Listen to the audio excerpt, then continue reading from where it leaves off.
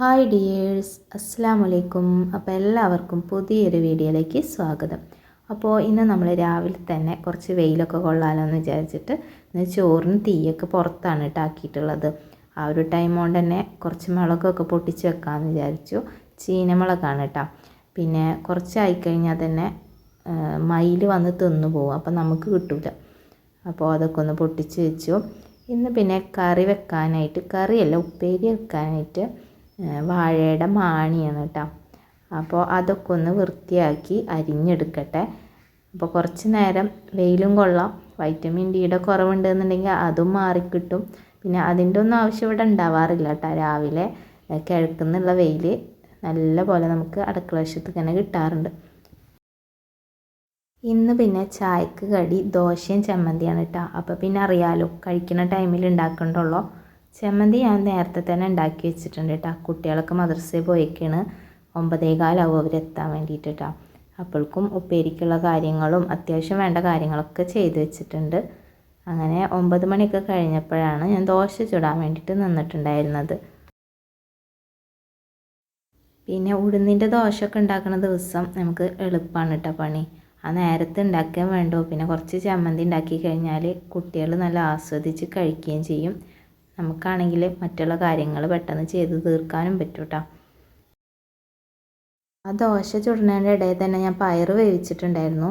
അങ്ങനെ വെന്ത് വന്നപ്പോൾ അതിലേക്ക് ഉപ്പേരിക്കുള്ളത് അരിഞ്ഞൊക്കെ ഇട്ട് കൊടുത്തിട്ടുണ്ട് കേട്ടോ. ആവശ്യത്തിന് ഉപ്പും ഇട്ടിട്ട് ഒന്ന് വേവിച്ചെടുക്കണുണ്ട്. പിന്നെ ഈ ഒരു നേരം കൊണ്ട് തന്നെ നമ്മൾ ചോറൊക്കെ ആയിട്ടുണ്ടായിരുന്നു കേട്ടോ. അത് ഊറ്റി വെച്ച് കഴിഞ്ഞപ്പോൾ അത്യാവശ്യം തീ ഉണ്ടായിരുന്നു അടുപ്പിൽ. പുറത്ത് തീ കൂട്ടിയതാണല്ലോ, നല്ല കണലൊക്കെ ഉണ്ടായിരുന്നു.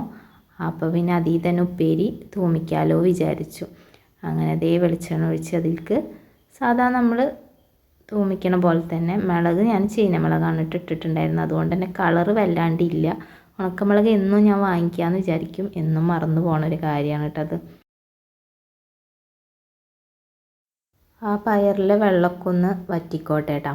അപ്പോഴേക്കും നമുക്ക് ഇതിലേക്ക് തേങ്ങ ഒന്ന് അരച്ചെടുക്കണം. അപ്പോൾ അതിന് വേണ്ടിയിട്ട് കുറച്ച് തേങ്ങയിൽ 2-3 അല്ലി ചുവന്നുള്ളി, കുറച്ച് നല്ല ജീരകവും, ഇത്തിരി മഞ്ഞൾപ്പൊടിയും പച്ചമുളകും കൂടെ ഇട്ടിട്ട് ഒന്ന് അടിച്ചെടുത്തിട്ടുണ്ട് കേട്ടോ. അപ്പോൾ ഇന്ന് കാര്യമായിട്ട് വേറെ കറികളൊന്നും ഉണ്ടാക്കിയിട്ടുണ്ടായിരുന്നില്ല. തലേ ദിവസം ഉണ്ടാക്കിയ മോരുകറി ഉണ്ടായിരുന്നു.